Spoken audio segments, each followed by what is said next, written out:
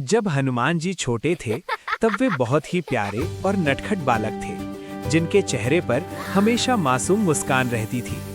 वे जंगल में इधर-उधर दौड़ते, कूदते और हर पल कुछ नया करने की शरारत सोचते रहते थे। एक दिन वे खेलते-खेलते ऋषियों के आश्रम में पहुंच गए और बड़ी उत्सुकता से सब कुछ देखने लगे। उन्होंने यज्ञ के पास जाकर शरारत करनी शुरू कर दी और हवन की सामग्री इधर-उधर फैलाने लगे। हनुमान जी हंसते हुए इधर-उधर भागने लगे और ऋषि उन्हें पकड़ने की कोशिश करते रहे। फिर वे एक ऊंचे पेड़ पर चढ़ गए और वहां से मीठे-मीठे फल तोड़ने लगे। हनुमान जी हंसते हुए फलों को इधर-उधर फेंकने लगे और जंगल में खुशी का माहौल बन गया। लेकिन ऋषि उनकी शरारतों से परेशान हो गए और उन्होंने हनुमान जी को समझाने की कोशिश की।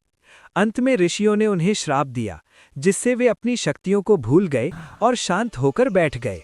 लेकिन समय आने पर हनुमान जी ने अपनी शक्तियों को पहचाना और भगवान राम के सबसे बड़े भक्त बने। सुबह का समय था। आकाश में लाल लाल चमकता हुआ सूर्य धीरे धीरे उग रहा था और चारों ओर सुनहरी रोशनी फैल रही थी। छोटे हनुमान जी ने आसमान की ओर देखा और उस चमकते हुए लाल सूर्य पर उनकी नजर टिक गई। उन्हें लगा कि ये कोई स्वादिष्ट लाल फल है जिसे खाकर वे अपनी भूख मिटा सकते हैं। बस फिर क्या था, हनुमान जी ने खुशी खुशी एक बड़ी छलांग लगाने की तैयारी कर ली और अगले ही पल वे पूरी ताकत के साथ आसमान में ऊंची उड़ान भरते हुए सूर्य की ओर बढ़ चले। जैसे जैसे वे सूर्य के पास पहुंचे, उनकी खुशी और उत्साह और भी बढ़ता गया। ये दृश्य देखकर देवता चिंतित हो गए और सोचने लगे कि अब क्या होगा। तभी इंद्रदेव ने अपने वज्र से हनुमान जी पर प्रहार किया, जिससे वे अचानक रुक गए। प्रहार लगते ही हनुमान जी आसमान से नीचे गिरने लगे और सब कुछ शांत हो गया। लेकिन इस नटखट लीला ने पूरी दुनिया को उनकी अपार शक्ति और मासूमियत का एहसास करा दिया। हनुमान जी को सूर्य की ओर बढ़ते देख सभी देवता आश्चर्य से भर गए और चिंतित होकर ये दृश्य देखने लगे। हनुमान जी खुशी खुशी सूर्य के बहुत करीब पहुंच गए, जैसे कोई बच्चा अपना पसंदीदा फल पाने वाला हो।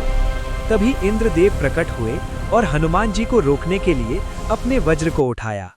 इंद्रदेव ने वज्र से प्रहार किया, जिससे हनुमान जी को जोरदार चोट लगी और सब कुछ हिल गया। प्रहार लगते ही हनुमान जी बेहोश हो गए और उनका शरीर ढीला पड़ गया। बेहोश अवस्था में हनुमान जी आसमान से धीरे धीरे पृथ्वी की ओर गिरने लगे। वे धरती पर गिर पड़े और चारों ओर एक अजीब सा सन्नाटा छा गया। अपने पुत्र की ये हालत देखकर पवन देव अत्यंत क्रोधित हो गए और उनका हृदय दुख से भर गया।